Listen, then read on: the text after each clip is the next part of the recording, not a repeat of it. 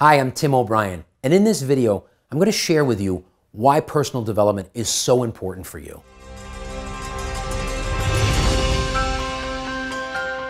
I grew up in a big Irish Catholic family.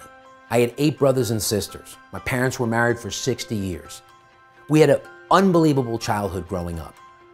But I will tell you, as I think back on it, there were certain things that subconsciously occurred that really confined me. It shrunk my comfort zone. And as a result, I was very reluctant to take the kind of chances that I needed to take in order to take the bite out of life that I wanted to. I was doing a presentation not too long ago, and the guy who runs Cushman and Wakefield in Los Angeles, Bob Ortiz, was sharing with me that the average college graduate from Stanford, I want you to think about this. Before I tell you the conclusion, let me set it up. The average student that goes to Stanford, their parents will spend between $50,000 and $60,000 a year on their education. So let's just assume it's $50,000 a year. That's $200,000 on an education at Stanford. Over the next 10 years after they graduate, that graduate is likely to spend, on average, $1,200 on their education going forward. Now think about that. I mean, outside of going to business school or law school, think about that. He or she is likely to spend a total of $1,200 or $120 a month on their professional and personal development. Can you imagine thinking that you have everything you need once you graduate from college? You know, I speak from personal experience. As I look back on my life, right, I grew up in a big Irish Catholic family and great parents. I have 8 brothers and sisters, and our values were comfort, security, and safety. Now you can imagine how that kept me confined, right? Let's play it safe. When I was 31 years old, I moved to California. And before I moved, I wanted to do something with my dad. I had a great relationship with my dad, and I wanted to do something with him. So I decided, Dad, let's go buy a car. I want to buy a car for me. So I'm gonna start my life in California, and I'm gonna have a brand new car. And it was so funny because there was so much tension. And the tension was over the choice of the car. You see, my dad wanted me to get the Jetta because the Jetta had a 100,000-mile warranty. Safety, comfort, security. Me, I wanted to get something that I looked good in. So there was this tension back and forth and back and forth. And you know, my father was hugely influential. Comfort, safety, and security were my values. So I capitulated and I got the Jetta. Well, just for the record, as I was driving across the country in my brand new Jetta, it broke down in Christianville, Tennessee. How about that, huh? So I'm driving across the country and my car breaks down in Tennessee. But that's not really the point of the story.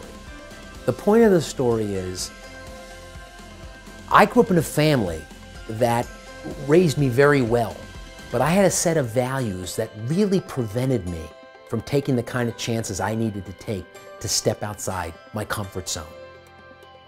And I'm glad that I moved to California. I'm glad that I took the chances that I did. And it wasn't pretty, believe me, getting my sea legs out here and building the life that I have today. But I knew that I had to step outside my comfort zone if I was going to live the kind of life that I wanted to live. You know, Henry David Thoreau says, most men spend their lives in a state of what he calls quiet desperation. That was me for a long time. You know, I went to Georgetown Law School. I graduated. I was 26 years old. I was a city councilman. You know, I was off to the races. I had a great job in a private law firm, but it wasn't what I wanted to do. And nobody made me do it. Don't get me wrong. I put myself in that lane, but I was so unfulfilled. And I remember my dad saying to me, you should run for the next level, because he thought that's what I wanted. And I was like, it's too soon. And he asked me the question, he said, son, if you knew you could win, would you want that job? I said, no. He said, don't do it. And do not do it. You see, your greatest risk will produce your greatest gain. You have got to step outside your comfort zone if you want to live that life that you imagine. It's impossible to do it without taking those chances. So harken back to, you go to Stanford, or you go to Georgetown, or you go to Catholic University where I went undergrad, wherever you go, There's no way you have all the answers by the time you graduate. Look at your life this way. Break it down into two sections. First section are what I call skills. What are the skills you need to master in order to get to that next level that you want to get to? On the other side of the equation, what are those personal development blockers? What are those hang-ups that you have? What are the things that are in the way that prevent you from going for it? Is it fear of rejection? Is it fear of failing? Is it fear of intimacy? Whatever the case may be, you want to identify those. When you break it down that way, in that wishbone format, then what you want to do is you want to do what I call, I shouldn't say I call because it was Zig Ziglar's idea. He said, look, I went to Barnes & Noble University to create independence, financial independence, and he's right. I went to Georgetown Law School to create a living. I went to Barnes & Noble University in order to create financial freedom. Everything that I learned that I'm sharing with you, everything that I learned from the age of 35 to where I am today was acquired through the books I read, the tapes I listened to, and the seminars I went to.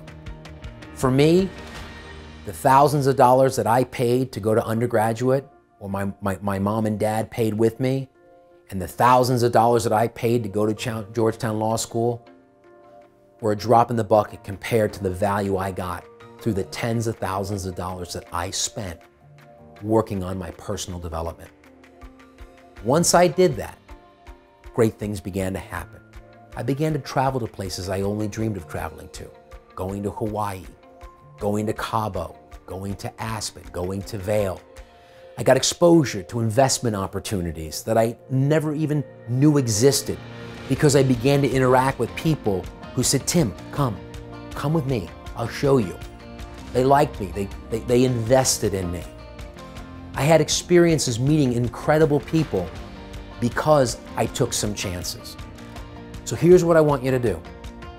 I want you to think of the wishbone model.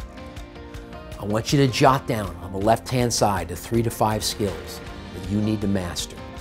What are the 3 to 5 skills you need to master to explode through to the next level? What are the 3 to 5 on the right-hand side of the wishbone? The 3 to 5 personal development blockers that prevent you from stepping outside your comfort zone. And then I want you to put in place strategies to address each of them. And I'm going to tell you a little secret. You don't need to address all 3 to 5. You do one and watch the ripple effect. It'll be incredible. And watch how contagious it will become because your life will begin to transform just like it did for me. So, wishbone model, 3 to 5 skill, 3 to 5 personal development blockers. Go to work.